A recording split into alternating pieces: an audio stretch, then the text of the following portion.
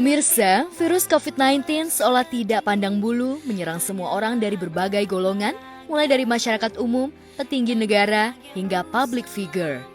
Ya, sejak pandemi masuk ke Indonesia bulan Maret 2020 lalu hingga saat ini, sejumlah artis tanah air banyak yang terpapar COVID-19 hingga menemui ajal. Yang terbaru sebut saja presenter ternama tanah air Raffi Ahmad. Kondisi tersebut terungkap saat menjadi bintang tamu di podcast Ivan Gunawan. Dalam obrolannya tersebut, ayah Rafathar ini mengakui sempat terpapar virus yang mematikan tersebut pada awal Juli saat diberlakukannya PPKM atau pembatasan. Akibatnya ia harus menjalani isolasi mandiri di rumah selama 3 minggu. Gue udah 3 minggu nganggur. Sumpah gue udah 3 minggu nganggur. Gue 3 minggu nganggur. Gimana sih Pi, rasanya lu yang kayak bisa dibilang 3 minggu gak pernah ada di rumah, tapi sekarang 3 minggu lu nganggur. Berantem gak sama Gigi? Gue buka cuman di podcast lu aja. Yeah. Jadi gue waktu itu tuh karena takut COVID. Ya.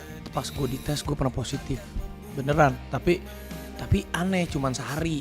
Ya. Jadi gue udah Mungkin karena lu udah ada antibody Pi. karena udah vaksin, makanya Ya. untuk yang pada Berarti itu pas lo ketahuan itu PCR, CT lo tinggi dong CT harusnya. gue tinggi. Tapi gue gue kena tapi cuman sehari 2 hari itu udah biasa lagi. Ya. Gue buka di podcast lu Ya. nih. Beruntung dirinya sudah menjalani suntik vaksin sehingga ia memiliki antibodi yang kuat saat terkena COVID. Akibat terpapar virus berbahaya tersebut, membuat dirinya dan Nagita Slavina harus pisah rumah untuk sementara.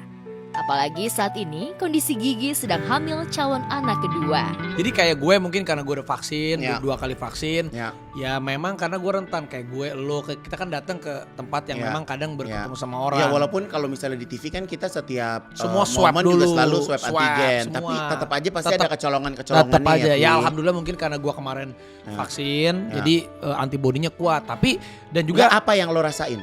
ya gua, Ada meriangnya ada? nggak ada. Gua Batuk? nggak. Ya batuk ada dikit. Terus? Udah paling gitu doang.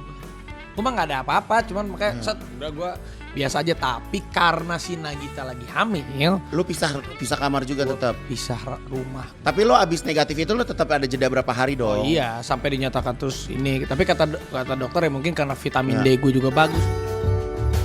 Sementara itu, jauh hari sebelum Raffi terpapar, ternyata rekan Raffi, Ivan Gunawan juga pernah terpapar COVID-19 hingga saturasi pernafasannya turun hingga di angka 88. Lo kan tahu gue September gue COVID Lu kan? COVID, tapi gue takut lo waktu itu. Itu gue waktu itu saturasi oksigen gue sampai 88 loh.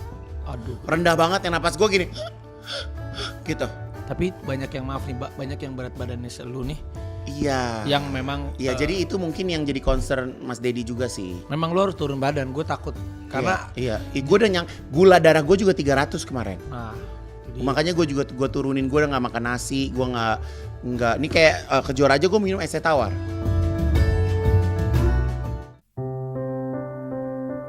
Tidak hanya Raffi dan Ivan Gunawan yang punya pengalaman terpapar virus berbahaya tersebut. Pengalaman yang sama juga diungkap Bella Sophie dan suami saat keluarganya yang berjumlah 11 orang juga terpapar COVID-19 di awal tahun 2021 lalu. Bella sempat dirawat di sebuah rumah sakit karena mengalami sesak nafas. Yang lebih menyedihkan lagi, istri Daniel Regan ini bahkan sampai kirim pesan seperti wasiat terhadap suaminya. Kita pernah corona pertama ya, kita 11 orang sekaligus langsung kena. Langsung 11 kena. Bayangkan kita harus di rumah sakit semua. Ada beberapa yang harus tinggal di rumah. Nah, kalau bukan pemeliharaan daripada Tuhan itu sendiri, daripada Allah Subhanahu wa taala, tidak akan mungkin kita bisa lolos dari penyakit yang cukup seram itu ya. Nah, itu kita lihat juga dengan kegiatan-kegiatan kecil kita untuk bisa berbagi, doa-doa orang-orang kecil, itu sangat membantu. Namun, titik balik mereka sekeluarga adalah saat mereka terbaring sakit di rumah sakit, justru banyak anak-anak pesantren dan yatim yang mengirim video penuh doa untuk kesembuhan mereka sekeluarga.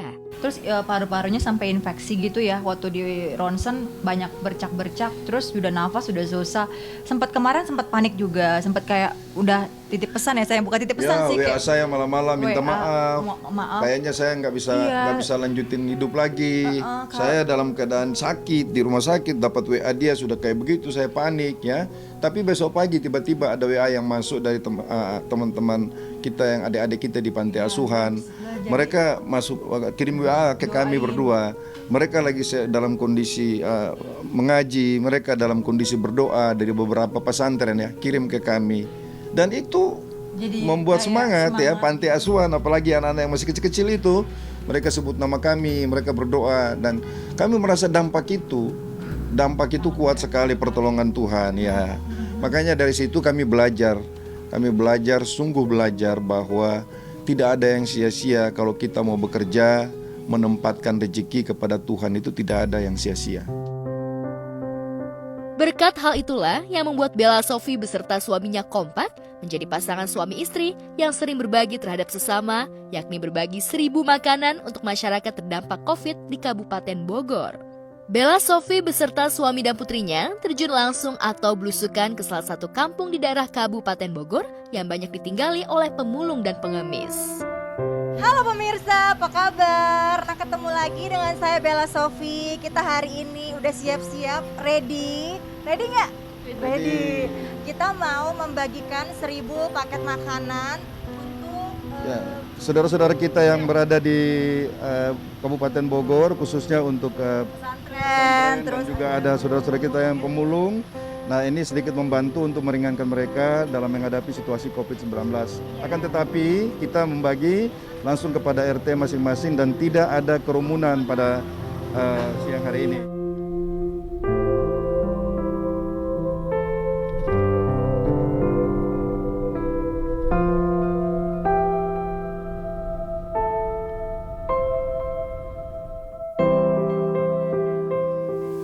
di tempat lokasi di rumah saudara-saudara kita yang ada di sini. Di sini Kita siapkan ya kita siapkan 600 dulu untuk yang pertama untuk mau kita bagiin. Ini kita secara simbolis Ya, aja. secara simbolis kita mau datengin ke rumah yang ada di belakang kita. Nanti selebihnya Pak RT yang bakal membagikan gitu. Jadi tidak ada kumpul-kumpul. biar supaya kita menghindari adanya kumpul-kumpul ya gitu. Gimana Pak kondisi PPKM sekarang ini berdampak gak buat Bapak gitu Dan keluarga. dan keluarga? Parah ya, berdampak banget ya Bu. Nggak bisa kerja ya. Bapak suaranya gede.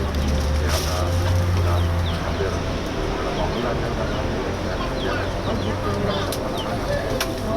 Bapak memang sehari-harinya apa Pak ininya, kerjanya?